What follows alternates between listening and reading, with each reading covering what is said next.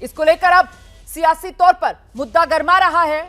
विपक्ष की तरफ से राज्य सरकार को कानून व्यवस्था के मुद्दे को लेकर कटघरे में खड़ा किया जा रहा है। और अब ये 3 तस्वीरें आपके सामने हैं। जिस वक्त चंद्रशेखर पर जानलेवा हमला हुआ उस वक्त की तस्वीर, जिस गाड़ी में वो बैठे हुए थे जिसमें उन पर हमला हुआ उस गाड़ी की तस्वीर भी आप देख रहे हैं।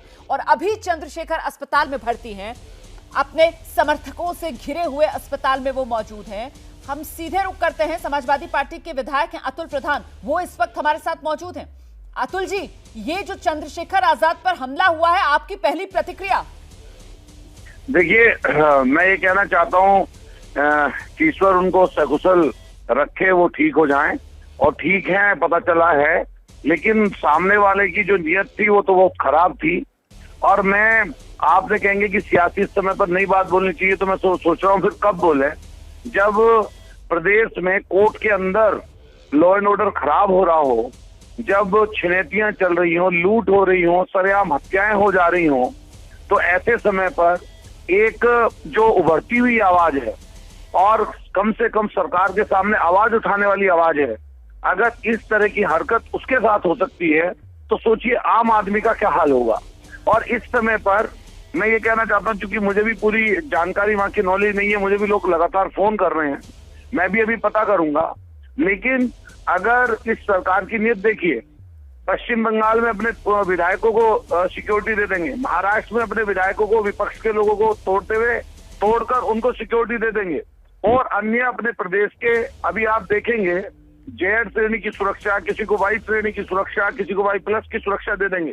दूसरी तरफ जो पार्टियों के जो शीर्ष नेता हैं, जो आवाज हैं, उनको तक कोई सिक्योरिटी नहीं देते। आप देखिए, जो भी लोग लड़ाई और संघर्ष करने वाले लोग हैं, क्या इंटेलिजेंस फेलियर नहीं है?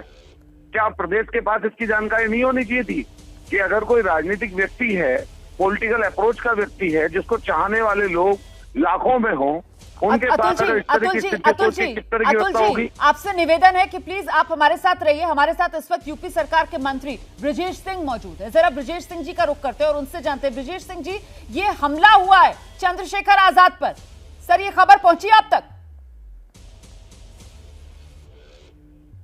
ब्रजेश सिंह जी से हमारा अभी संपर्क नहीं हो पा रहा है, उनसे आगे बात करने की कोशिश करेंगे। लेकिन अतुल प्रधान जी, आप मुझे सुन पा रहे हैं सर? जी, मैं सुन रहा हूँ जी।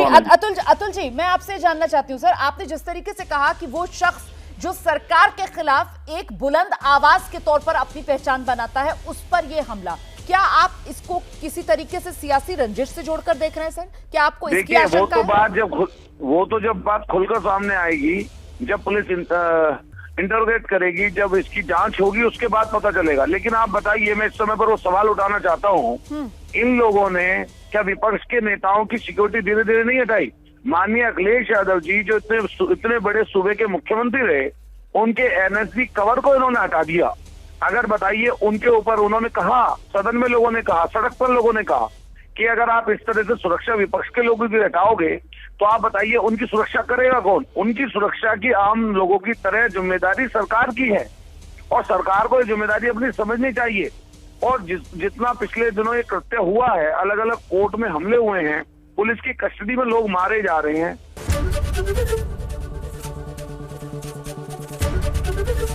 एबीपी गंगा, खबर आपकी, जुबान आपकी।